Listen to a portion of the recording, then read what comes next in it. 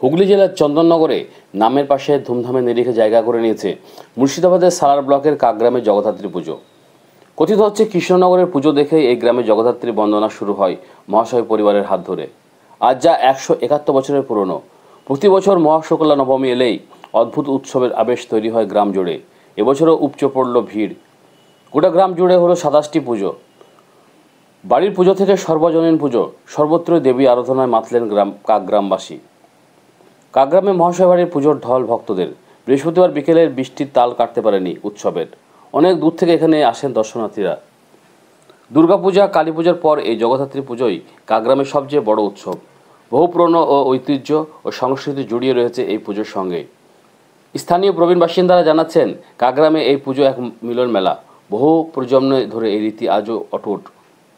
নবমীর দিন বিশেষ আরাধনা হয় দেবীর, আর সেদিনের ভোগ ও সন্ধ্যা আরতি দেখতে চারিদিক থেকে মানুষ ভিড় করেন।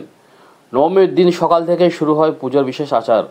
সন্ধ্যা নামতেই আলো, ঢাক, ধূপধুনো আর শঙ্খধ্বনিতে মুখরিত হয় গ্রাম। প্রতিটি পুজো মণ্ডপে ভক্তদের উপচে পড়া ভিড়। কেউ প্রণাম করছেন, কেউ ছবি তুলছেন, আর কেউ বা গ্রামের বিভিন্ন প্যান্ডেল ঘুরে দেখছেন। শুধু কাকগ্রাম নয়, পার্শ্ববর্তী গ্রাম থেকে অসংখ্য মানুষ এদিন আসেন দেবী দর্শনে। স্থানীয় ক্লাবগুলির মধ্যে প্রতিযোগিতা চোখে পড়ার মতো। কোথাও থিম পুজো, কোথাও ঐতিহ্যবাহী প্রতিমা, কিন্তু মূল আকর্ষণ সর্বত্র দেবীর শান্তরূপ, সিংহের উপরে দেবী মূর্তি। ধর্ম, সংস্কৃতি আর আনন্দের মেলবন্ধনে কাকগ্রামে জগদ্ধাত্রী পুজো মুর্শিদাবাদের ঐতিহ্য। বছর ঘুরে নবমী এলেই নতুন করে উৎসবের আলোয় ভেসে ওঠে কাকগ্রাম। আমি জগদ্ধাত্রী পুজো সম্পর্কে তো অনেক আগেই শুনেছি কাকগ্রামে, কিন্তু আমার এটা প্রথমবার। তো এখানে জগদ্ধাত্রী পুজো খুবই বড় করে হয়, খুবই ভালো হয়, সবই শোনা, অনেক বছর ধরে শুনছি, কিন্তু সুযোগ হয় না। এবছর সুযোগ পেয়েছি। তো আমার বাড়ি কাটোয়া, আমি কাটোয়া থেকে এখানে দেখতে এসেছি। খুবই ভালো, খুবই বড় করে হয় পুজোটা। কাল থেকে এখানে আছি, খুবই আনন্দ করছি, খুবই সুন্দর, মজা হচ্ছে, বেশ ভালো লাগছে সবার সঙ্গে। এখানকার লোকজনগুলো খুবই আনন্দ, মানে সবাই মানে খুবই ভালো করে আদর আপ্যায়ন করছে।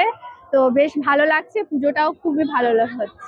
সার্বজনীন কতগুলো পারিবারিক কাকগ্রামে মোট পুজো মাথা কাটছেন?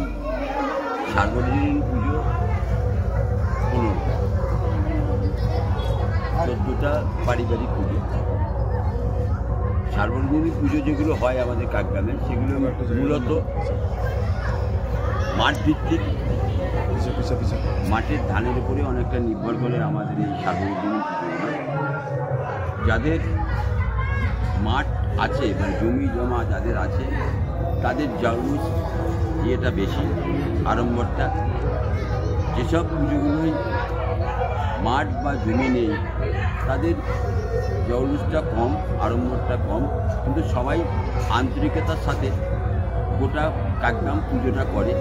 এবং সবথেকে একটা হলো, এই জগদ্ধাত্রী পুজোকে কেন্দ্র করে কাকগ্রামের যে বাসিন্দারা সারা বছর বাইরে পেটের জন্য যারা বাইরে থাকে, সেটা শুধু ভারতবর্ষ নয়, ভারতবর্ষের বাইরেও যারা থাকে, তারা এই 4টে দিনের জন্য কাকগ্রামের মাটিতে পা দেন এবং পুজোটাকে আরম্ভর সাথে আনন্দ উপভোগ করেন।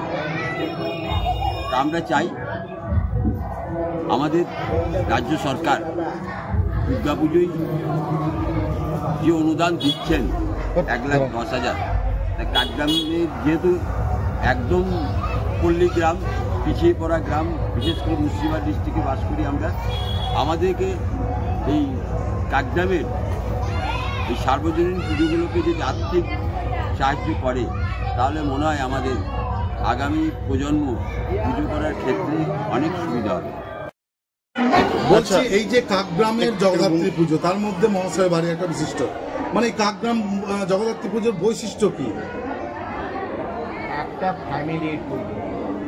এই ফ্যামিলিটার 27টা বড় আছে, আর এই পুজোটা আমাদের প্রথম বানিয়েছে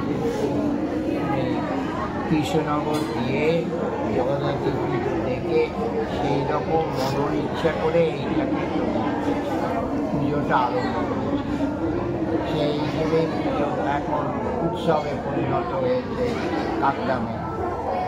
সমস্ত লোকজন, সবাই, আত্মীয় স্বজন, আমাদের পরিবারের সমস্ত সদস্যরা যেখানে থাকে তারা এই জন্য তৈরি হয়, পারলে এসে জয়েন করে।